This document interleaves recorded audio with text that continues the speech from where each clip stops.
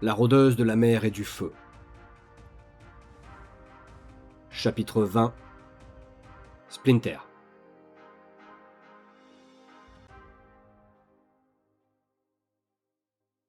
Les yeux plissés, j'attends dans le couloir devant le bureau de Vindicael.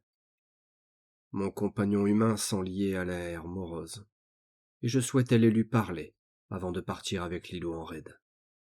Quelque chose me dit qu'il n'est pas rassuré par la tournure des événements, ce qui se comprend, et j'aimerais donc le réconforter, si cela est toutefois possible.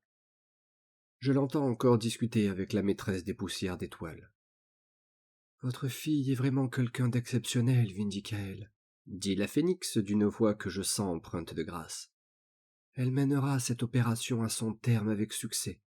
J'en suis persuadé. » Ce n'est pas pour elle que je m'inquiète, mais pour nous.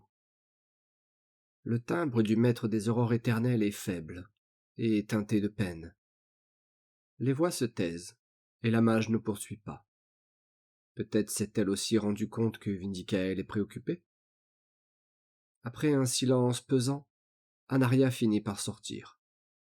Perchée sur une bibliothèque dans l'ombre, elle ne me voit pas. Et une fois qu'elle disparaît au détour de l'escalier qui descend vers les étages inférieurs, je saute à terre sans bruit et entre. Le paladin est affalé dans son fauteuil, accoudé sur son bureau, le visage dans les mains. Sa respiration est faible, je l'aperçois à peine. Je bondis devant lui, avec un ronronnement sonore, puis je m'assois et penche la tête. « Splinter, » commence-t-il, « que me vaut ta visite tardive, mon vieil ami ?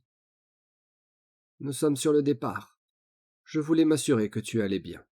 L'été fut bref, et je ne suis pas sûr que tu aies suffisamment récupéré avant de t'embrigader dans une guerre. » Le phénix secoue la tête avec un demi-sourire triste. Il tend la main vers moi, la pose sur mon encolure, et enfonce ses doigts dans mon pelage épais. Je ronronne, et il me gratte la nuque. En effet, je me sens encore fatigué. J'ai de plus en plus de mal à garder mes forces avec ces étés si courts, et ces hivers si froids. Je peux te confier un peu de mon feu si tu le souhaites. J'en ai suffisamment pour notre opération. Il remue la tête avec dénégation. Non, mon frère. Je t'ai déjà suffisamment coûté cher par le passé. Inutile d'en rajouter. Garde ton feu pour ma fille.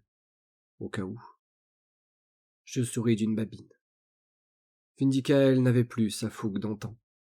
Le feu des phénix se régénère lentement, et les épreuves, la perte de ses parents, la bataille de Masqueria, les études pour Lilou, l'avaient vidé. Sa barbe grisonnait d'année en année, ses yeux se cernaient de rides.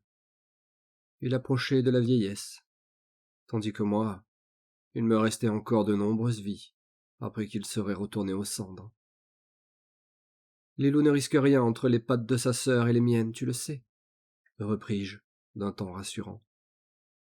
Sa main arrête de me caresser l'échine et part se rabattre dans ses cheveux courts.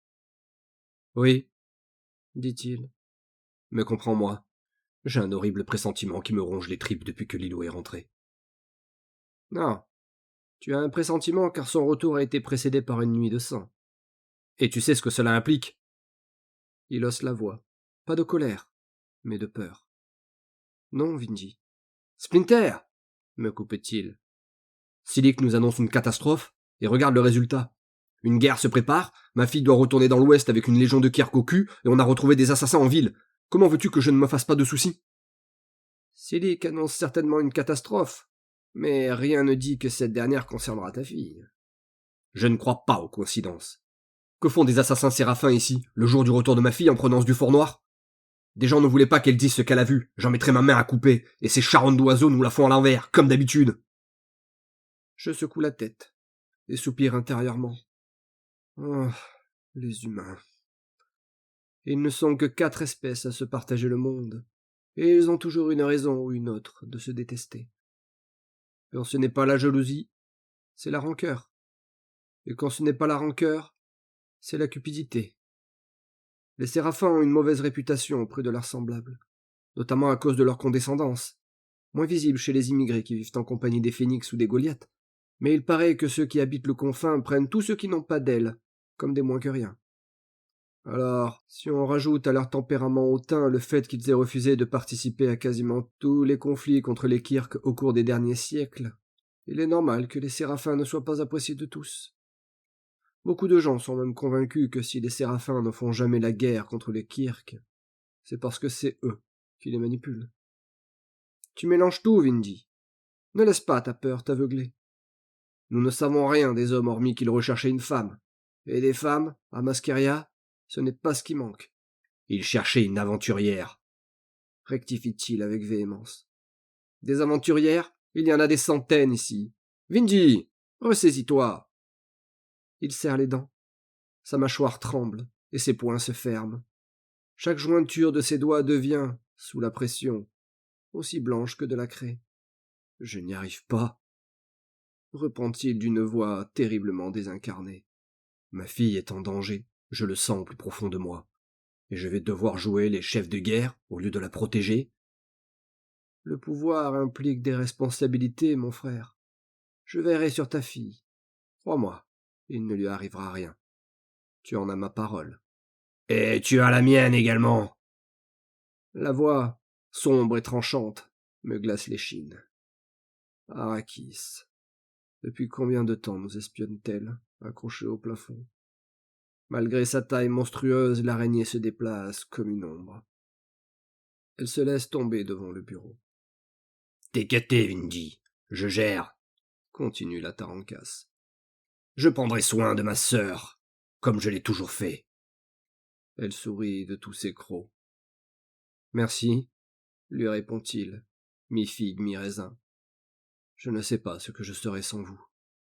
Eh bien, pour commencer, tu n'aurais pas ta fille, tranche Arrakis avec insolence. Et si j'en crois les histoires de ton matou, tu serais également mort. Plusieurs fois. Un sourire crispé d'ironie se dessine sur les lèvres de l'humain. Arrakis, tes paroles sont si réconfortantes. Je te remercie. Oh, mais je t'en prie, padre, tout le plaisir est pour moi. Elle s'incline de toutes ses pattes, en lui affichant une fente vorace. Le paladin fait la moue, fatigué, et se lève en soupirant. Je vais aller me coucher, moi aussi, dit-il. Merci de votre soutien, mes amis. Merci pour tout. Il jette sur son épaule sa cape, puis sort, sans se retourner. Joli numéro, grognai-je en lançant sur la Tarancas son regard noir. Tu ne pouvais pas t'en empêcher? J'aime pas les gens qui s'apitoient sur leur sort. Il est maître de son destin. S'il veut vraiment accompagner sa fille, il n'a qu'à quitter son poste à 2 trônes et mettre un doigt au flambellan là où je pense. T'es pas sérieuse. Aurore éternelle est tout pour lui. Elle plisse les yeux de mépris, et ses prunelles vertes s'éclairent d'une lueur malveillante. Il préfère sa guilde à sa fille? Si c'est le cas, il est pitoyable. Arrête. Tu sais très bien qu'il n'est pas comme ça. Ouais? Eh bien alors, qu'il reste maître et qu'il arrête de chouiner. En attendant, c'est nous qui allons faire tout le taf. Tu préfères négocier avec tous les maîtres de guilde de Masqueria pour mettre au point une stratégie? Établir une logistique de guerre? Prier ventre à terre Masuna de nous envoyer des renforts? Organiser l'évacuation des villages Goliath? Que dalle! Qu'ils crèvent tous ces baltringues d'humains! Je m'en tamponne la glande à soie! Seul Lilou compte. Ouais, Lilou et toi. Toujours aussi égoïste, je vois. La ferme! Racleur à poil long. La Tarancas tourne les talons et sort de la pièce. Je la suis et la rattrape. Ça y est? Tu as déjà oublié notre petite discussion? Je n'oublie jamais rien, greffier. Sache que je comprends pourquoi tu es là et ce que tu comptes faire. Mais cela ne veut pas dire que je vais être gentil avec toi toute la journée. Il faudra bien que je décharge ma rage sur quelqu'un. Eridan fait un bon client, mais je t'en réserve aussi, crois-moi. À la limite, je m'en moque. Tant que tu fais, toi aussi, ce pourquoi tu es là. Je protégerai Lilou quoi qu'il arrive. Qu'on croise le chemin de Dragon ou de Kirk, je les plumerai tous. Rien ne m'arrêtera. J'exploserai des montagnes pour elle. Je fronce les sourcils. Je donnerai cher pour connaître le fond de tes pensées. Tarancas.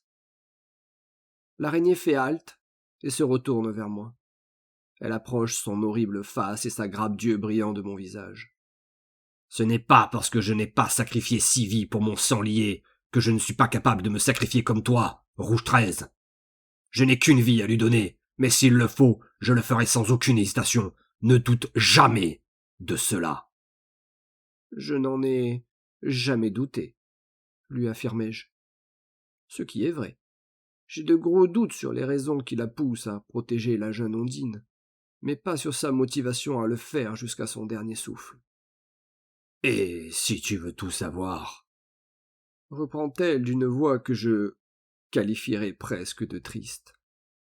Je protège ma sœur parce que je l'ai promis, il y a longtemps, à quelqu'un qui m'était très cher. Trop longtemps pour en compter les années. Mais peu importe.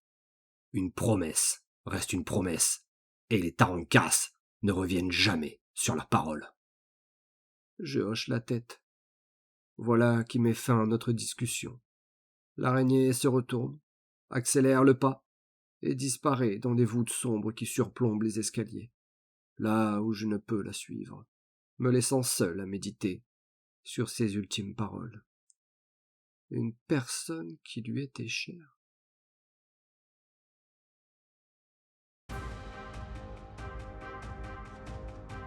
Bestiaire des terres sauvages. Les Tarankas.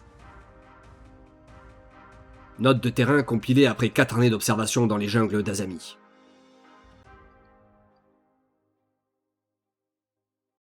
Après avoir survécu à 3 charges territoriales et perdu 2 assistants dans cette jungle maudite, je peux affirmer sans l'ombre d'un doute que les Tarankas représentent la lignée araméide la plus ancienne de Tella.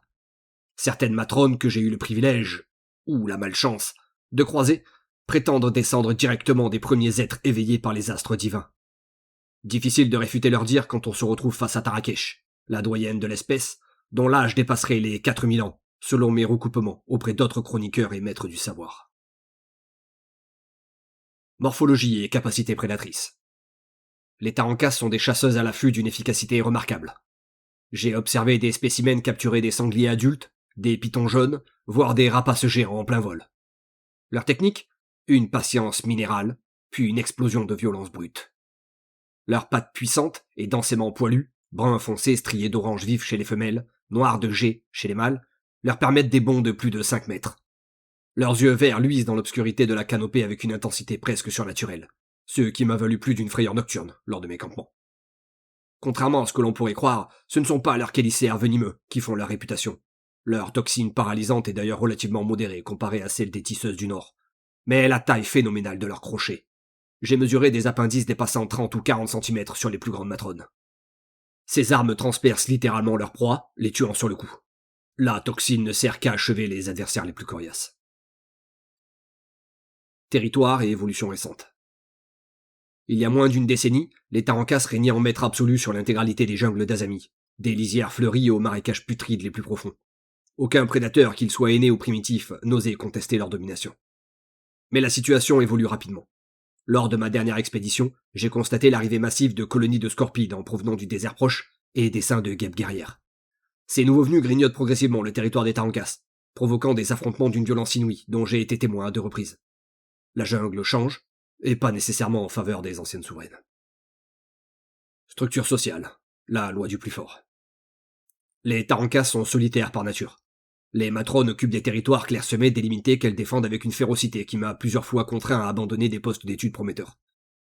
Tous les 5 ans environ, une femelle pond une dizaine d'œufs qu'elle protège jusqu'à l'éclosion. Ce qui suit relève d'une brutalité que même mes années de terrain ne m'ont pas préparé à accepter. Dès leur naissance, les jeunes Tarankas se dévorent entre eux dans une lutte fratricide pour la survie. Pire encore, si la mère juge sa progéniture insuffisamment robuste, elle la dévore elle-même. Cette pratique, bien qu'atroce à nos yeux, contrevient directement à la loi des premiers, qui interdit théoriquement aux aînés de consommer d'autres créatures intelligentes. Les Tarankas s'en affranchissent ouvertement, arguant que seuls les plus forts méritent de survivre. Les rares jeunes qui parviennent à leurs premières années sont déjà des combattants redoutables. La condition des mâles. Nettement plus petits que les femelles, les mâles vivent une existence précaire en groupe de 2 ou 3 individus. Sans territoire propre, ils errent sur les domaines des matrones en prenant soin d'éviter tout contact, en dehors des périodes de reproduction.